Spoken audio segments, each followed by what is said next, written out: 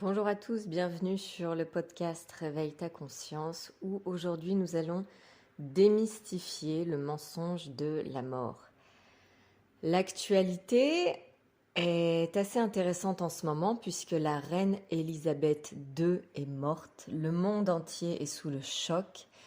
La reine est décédée ce jeudi, elle avait 96 ans et c'est décrit selon le point de vue des médias comme une immense vague d'émotions, de tristesse et cette dramaturgie en fait autour de la mort fait que on peut vraiment commencer à se poser des questions et à se demander la mort est-elle véritablement aussi triste que ce que tout le monde dit. Je me souviens à titre personnel, quand j'avais à peine 15 ans, ma mère est décédée et toute l'ambiance autour de l'enterrement, autour du fait que tout ce qui a été projeté dans ma direction, comme quoi c'était triste, que j'allais pas m'en sortir ou que c'était difficile pour moi, me mettait extrêmement en colère, puisque pour ceux qui ne le savent pas, la colère, c'est aussi votre détecteur de mensonges. Donc quand il y a un mensonge, souvent ça va se manifester sous forme de colère chez vous. Écoutez mon podcast sur la colère, qu'est-ce que c'est? Je mettrai le lien dans les notes du podcast.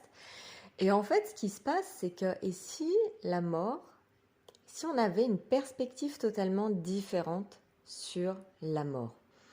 Et si la mort était en fait le nom qu'on donne au moment où le corps de la personne meurt, le corps meurt, mais l'être qui est à l'intérieur du corps, lui, l'être infini, ne meurt pas et va pouvoir avoir le choix de continuer avec un autre corps ou d'aller faire ce qu'ils ont à faire et ils ont le choix total de passer à autre chose, rester une entité, un fantôme, prendre soin de quelqu'un, même si eux-mêmes n'ont plus de corps. Et en fait, tout ceci, quand on a de la clarté sur ce que c'est vraiment que la mort, ça permet d'enlever toute notion de tristesse, de manque ou du fait que la mort serait la fin, puisque la mort n'est absolument pas la fin. Et si c'était juste une étape, une transformation vers quelque chose de différent.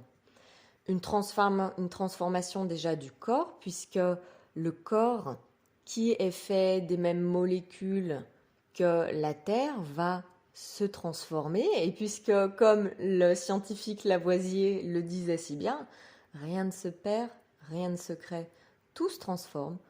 Le corps de la personne, ces molécules vont changer et se transformer pour être recyclées dans la terre et repartir vers quelque chose de nouveau, changer d'apparence, et l'être qui était dans le corps va pouvoir avoir le choix et choisir quelque chose de différent ou reprendre un corps et continuer. Donc en fait, si l'être infini ne meurt pas, alors quoi? Alors, l'être peut demander quelque chose de différent. L'être peut questionner ses choix qu'il a fait dans la vie où il avait un corps et se demander s'il veut rechoisir le même genre de choses, revenir dans la même famille, changer totalement de civilisation, de race, voire même de planète, et aller ailleurs s'il le désire. Et ça m'a toujours laissé un peu perplexe parce qu'en tant que facilitatrice de parler aux entités, combien de fois j'ai rencontré des entités qui étaient complètement perdues, ne savaient pas qu'elles étaient mortes et que je leur demandais Hello, est-ce que vous savez que vous êtes mort? Et là, d'un coup, elles prennent conscience qu'elles n'ont plus de corps et boum, instantanément, elles choisissent et elles s'en vont. Et en fait, si on regarde aussi d'un point de vue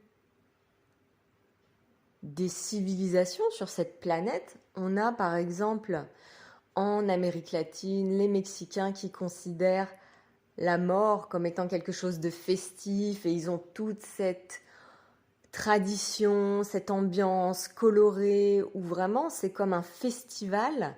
Et si on regarde le point de vue occidental avec la religion chrétienne, la mort c'est quelque chose de triste, c'est lourd et si on regarde le lavage de cerveau qui a été imposé par la religion catholique, alors après il n'y a que deux choix qui seraient soit le paradis, soit l'enfer. Et est-ce que c'est véritablement quelque chose qui est vrai pour vous ou est-ce qu'il y a d'autres possibilités que vous n'avez pas considérées? Et si on regarde le point de vue asiatique, donc eux, ils savent depuis des milliers d'années que la mort n'est pas la fin, que la personne va continuer et ils ont vraiment toute cette culture autour des ancêtres et, et ils révèrent leurs ancêtres, ils savent que ils peuvent être encore là et du coup, je trouve ça quand même drôle à quel point en Europe, on est encore à l'âge de l'obscurantisme total, comme au Moyen Âge, où la plupart des gens, en fait, n'ont pas du tout la clarté sur ce qui se passe vraiment et souvent n'ont pas forcément la volonté de questionner qu'est-ce que la mort véritablement. Et qu'est-ce que la mort véritablement? Et si on regarde aussi d'un point de vue du corps en lui-même, si vous demandez à votre corps,